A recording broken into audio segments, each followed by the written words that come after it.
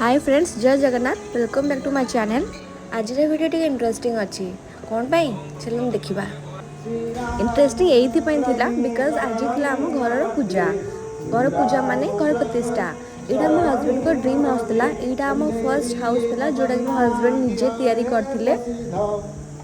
जमती देखिपे ये वीडियो मु नाही कहीं ना आम बाहागर किछि दिन आगु आम घर प्रतिष्ठा होता।